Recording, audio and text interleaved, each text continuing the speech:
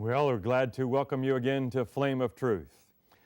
We're just following up Easter now, and so we want to kind of keep that theme going and look at the story of the cross and the resurrection and see what the implications are for our lives. I just happened to read a story this week that I came across, a letter someone sent me, and it said that they've actually confirmed this story, that there's a country somewhere in the world, they didn't say which country it was, but that the government did not allow any missionaries, any religion of any kind. But somehow, people were hearing our Adventist World Radio. I think it was an Adventist World Radio press release or letter that came out. And so somebody from our side actually was able to sneak into the country, past the security police and everybody, and found this village way in the back country where there'd been no contact, no personal connection. And somehow there were thousands of people there believing in God, following Christ, and, in our tradition, keeping the Sabbath on Saturday. And so he said to the chief, "How did this happen?" And the chief said, "You know, we had all of a sudden a very tall stranger came who was surrounded by light, and he had a radio, and he showed us how to dial the radio to tune it in to this particular channel, Adventist World Radio. And I just turned to hand the radio to someone else, and I turned back and the stranger was gone." So we realized this was very important. And so we got the right time and the right place on the knob, and we invited all the village to come. And so every day we stand around the radio and we hear this message. And this is what we have believed. They were all worshiping God. Then it turns out that he went to 6 other villages that were there in that country. They were so isolated, there was no contact between those 6 villages, and the same story and the same results in all 6. So here we think angels were working with Adventist World Radio to spread the gospel. I'm sure there are stories like that with LLBN and other ministries all over the world. It's incredible. My question is for you today, what is the core? What is the core message? Evidently, those people found something when they heard the radio broadcast that was better than what they already had, that answered their questions, that blessed them, and they said, "We will follow that." What would you say the core is? Here we are in the weeks after Easter, and I think the people that I've asked this week said it's Jesus. Jesus is the core. Jesus what? Well, Jesus died. Jesus died what? So what? Well, he died for us. He died for our sins. That's the core. And it's over and over again in 1 Corinthians 15. Christ died for our sins. Jesus died. God so loved the world that he gave his only begotten Son. Somehow there's a trade. 2 Corinthians 5, verse 21. He who knew no sin was made to be sin for us. There's this incredible idea of trade, or what we call substitution. At the core of the Christian belief that makes Christianity the religion that we choose over all other religions, as well in truth it might be filled in the other religions. There's only Christianity that has this idea of a God coming down and substituting for us.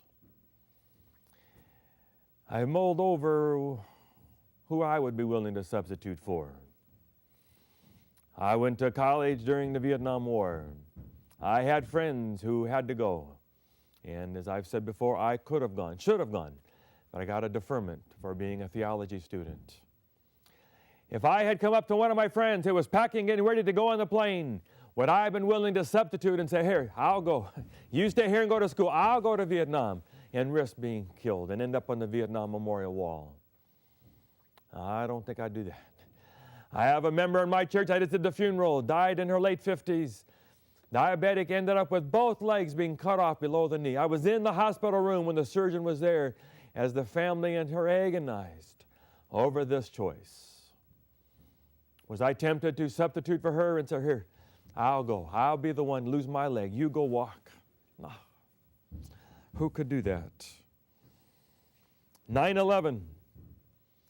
If you knew that that particular plane was going to fly into the World Trade Center and everyone was going to die, would you be willing to substitute and say, "Here, I'll get on the plane. You go home to your family. I'll go on the plane and die"?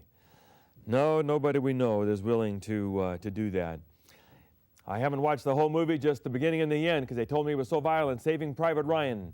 where Tom Hanks goes out across the World War II in Europe to bring Private Ryan back. 3 older brothers all killed. Why should all 4 sons have to die? And he volunteered to go, and he fought his way there. He ends up dying, and sort of in Private Ryan's place. I gave my life for you. But he didn't know he was going to die. He just knew that he might die. Would you substitute if you knew you were going to die? Substitution's hard. It's not fair. I was playing racquetball with my brothers. They really hadn't played much before, so we were all like bulls in a china shop, ricocheting around in the court. And all of a sudden, my brother swung back with his racket and smashed me into my lip. I still have a scar.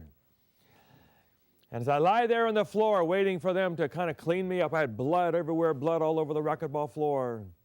This thought hit me. I was going to go have stitches in my lip.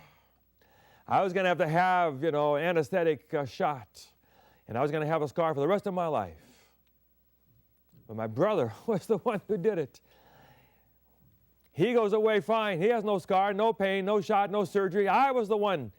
But I was innocent. I didn't do anything wrong. I was just standing there in the court, and all of a sudden this racket comes back in my lip. It's not fair.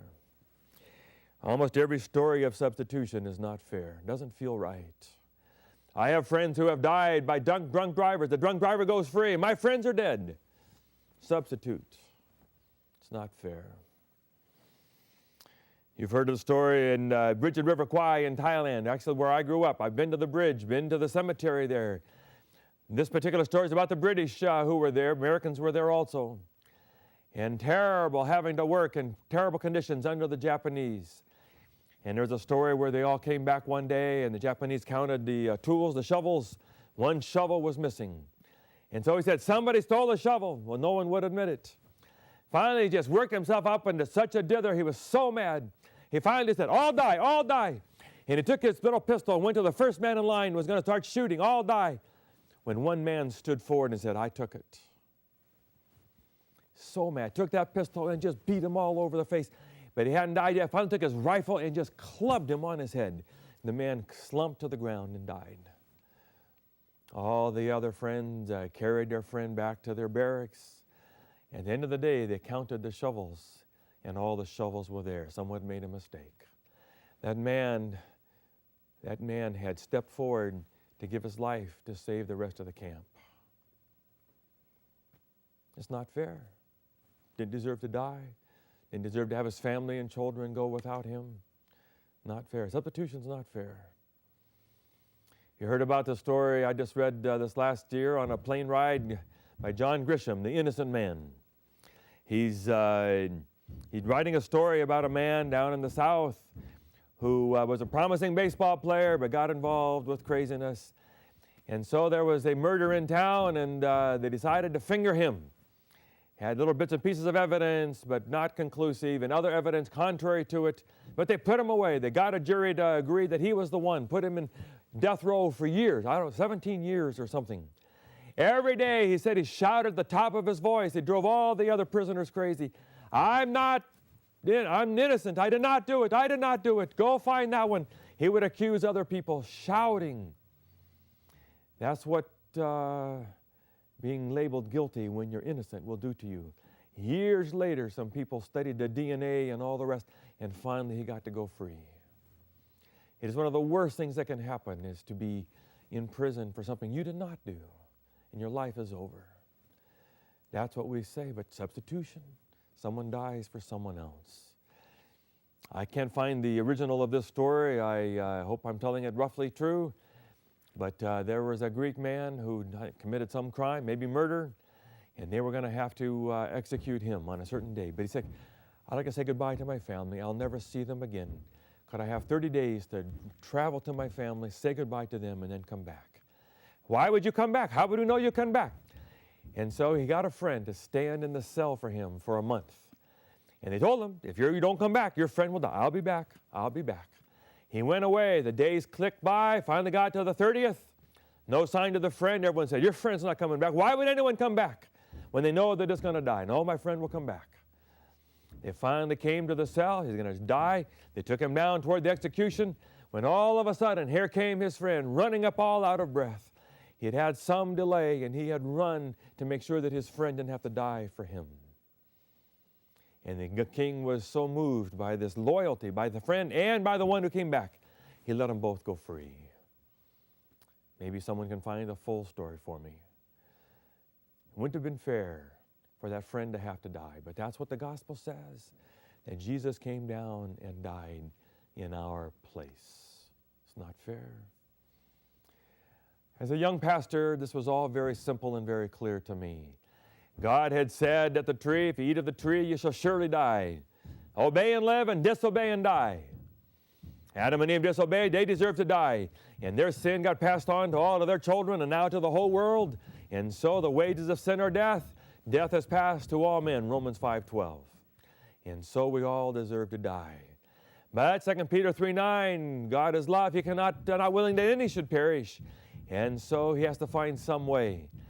But then we look at Exodus 34:6 and 7, where it says, the Lord God merciful, but not willing to let the guilty go unpunished, passing the guilt of the sins down to the third and the fourth generation. How does God find a way with his justice according to traditional model? He has to kill. He said, disobey and die. Someone has to die. Without the shedding of blood, there is no remission of sins. On the other side, God is a God of love. He's the Father. He's created all these people. He cannot bear to have anyone die. How does God solve this conflict within himself? And of course, the answer has been in the Christian community, substitution. Jesus came down and died as our substitute, and he took the wrath of the Father upon himself. And Jesus died. I preached that for years as a young pastor all over Oregon, wherever I spoke. Jesus has paid it all. There's nothing you can do. Christ has already taken all of it. He's been your substitute. He's paid it all. It's all something that God has done in heaven apart from you, apart from anything inside of you, nothing good inside of you. God has done it all. Substitution. I preached it. All of a sudden, I began to struggle. It wasn't so clear. It wasn't so cut and dried and settled for me. I began to have questions about this whole idea. How could one person die for the whole world? Yes, he's the creator, but how does that work? We're all willing to accept substitution when we're going to have money. I got a ticket one time driving in the car. My mother was in the car with me. She felt like she had distracted me while she was talking, and she paid my ticket. The government didn't care where the money came from. As long as someone paid, they were fine. But if someone commits a rape or a murder, certain other kinds of crimes, we don't allow someone else to substitute for them. They have to pay that themselves. So what are you going to do? Substitution. I couldn't understand why a God of love would make it so serious for one sin. I'll play basketball with some of the kids. Played yesterday. And once in a while, you'll hear the word dang it when someone's frustrated. When I grew up, that was not okay. It was short for damn it and God damn it. We don't talk this way. These are not words that should come out of a Christian mouth. And so I'll stop the game and I say, we don't use these words. But we keep the game going. We don't send someone to hell for this. We don't have someone burn in hell fire forever for one sin. Is that the way God is? Curse comes upon all of us because of one sin at a tree. Why does God have to have blood in order to forgive? I had all these questions. What are you going to do? And so I didn't know what to preach for a while. I had a difficult time. I didn't doubt God, but I didn't know how to answer these questions. I didn't want to believe a pagan view of God, that God gets mad and you have to somehow do something to turn God back to you to get him to change his vote from no to yes. Difficult. So I just preached things that I was settled on, golden rule, other beliefs. In the middle of all this, I took the lady I was dating, who's now my wife, Hilda, took her down to the glory of Easter at the Crystal Cathedral down in Orange County, California. And here we are sitting here, and I'm watching the story of the cross. I believe in the cross. I don't understand it, but I believe it. But I don't know what to do. I don't want to leave the church. I don't want to leave the ministry. I don't want to give up on the Bible. But I could not understand how the cross worked. And I had theologians that I read, C.S. Lewis and my friend Rick Rice, who said the Christian community has not been able to agree on a theology of the atonement of the cross. And I said, how can we disagree about this? This is the core of who we are and the core of what we believe. I cannot accept the idea that somehow we're confused about this. I don't, if we're confused about some detail and some minor prophecy somewhere, okay, we can argue about that, but how can we be confused about Jesus and the cross and how that death on the cross somehow saved all of us? So I'm watching this drama there and the camels and the angels swinging there, and then all of a sudden there came the time where they laid Jesus down on the cross. And it came the moment where they had this huge sledgehammer and a looked like a railroad spike of some kind. And they lifted that hammer and they were going to come down onto that spike when all of a sudden the lights went out. And you could feel that clank against the nail. I could feel that clank through my whole soul. And I settled something that minute. I could not understand everything about the cross, but I settled this at that moment. Something happened here. I was sure Jesus was God. I accepted that. And if Jesus is God and he comes down here and he can die that kind of death, something happened here, some transaction, something that was happened in the great scheme of the great controversy in what we call salvation history. And I was going to spend the rest of my life studying it, but I wasn't going to doubt the cross anymore. I wasn't going to give up the faith. I'm going to be a follower of Christ, and I'm going to bow before the cross, the old rugged cross. And then I was with a group of people who I would spend Saturday lunch, Sabbath lunch with them. And they were listening to tapes and reading books, and they began to try to share their ideas with me. And they had their questions about the substitution. But rather than trying to still find a solution, they just gave it up, and they said, Pastor Dan, the substitution just doesn't work. There's no way. It says wrong things about God. It says pagan things about God. And just give it up. Let it go. And they would say things like, Jesus just died to show us the love of God. And I said, but what is it about the cross that shows us the love of God? And how is it different than all the other people that have died tragically along the way? Just a tragic death. Gandhi, I've been where Gandhi died on the streets there in New Delhi. Or where Martin Luther King or Bobby Kennedy down here in a hotel in Los Angeles. Or all the other martyrs and disasters and people who have died. Abraham Lincoln and Ford Theater.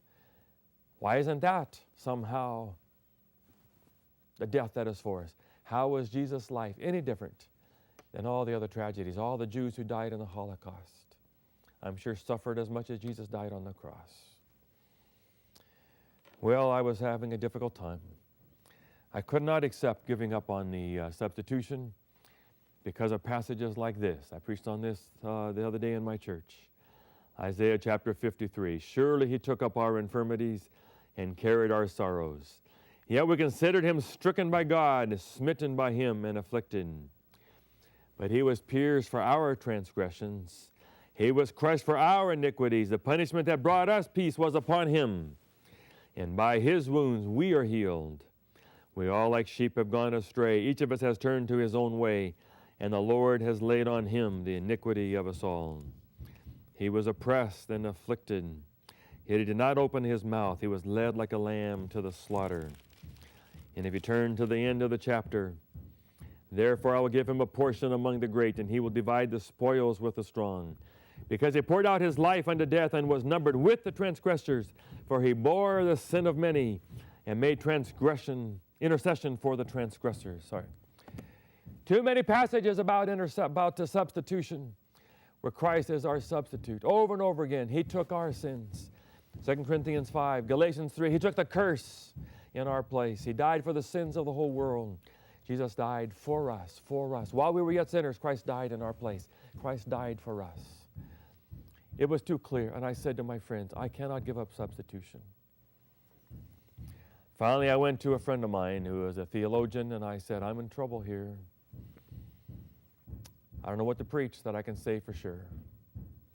How can I find a theology of the cross that honors the centrality of the cross and the unique role of Christ in the universe, and that is true to the Bible, but does not make God look like a pagan God, where he has to have blood in order to forgive us and to be satisfied, and yet believe in substitution? I said, I have to have something honors the cross, true to the Bible, honors the character of God, and holds on to substitution. And he began to talk. And he said, Dan, let's try this. Could it be that it isn't the last word about the cross is the idea of legal issues? There's an aspect of that in the Bible. The idea that somehow our sins have created a legal problem. We have record books in heaven. Every time we sin, there are record books. And there's going to be a judgment, and someone has to take care of all the penalty for these sins.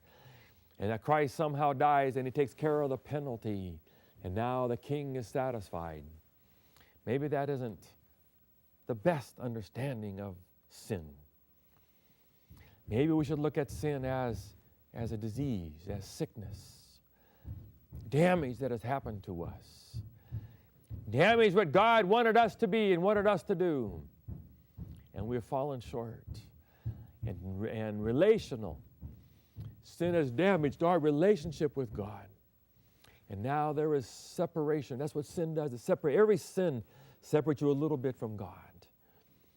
And rather Jesus Christ coming down and paying a legal penalty, perhaps it is more Jesus and the Father together experiencing the separation and the damage and the disease that sin causes.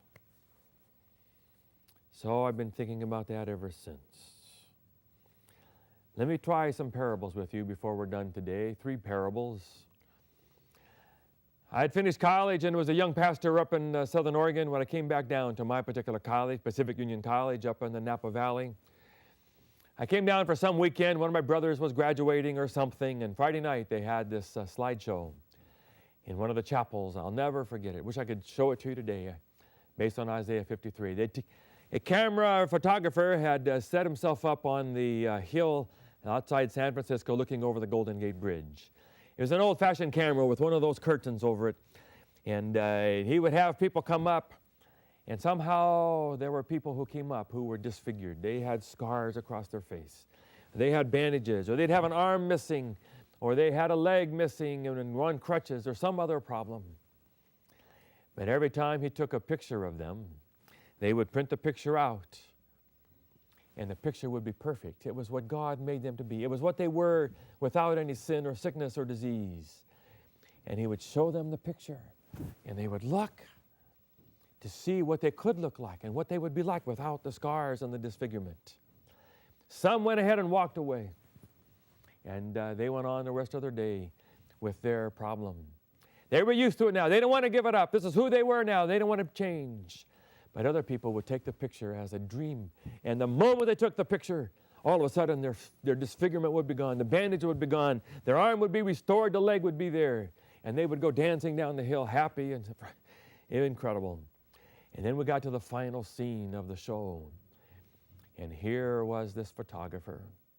Took his camera, took his tripod, and he's got the crutches.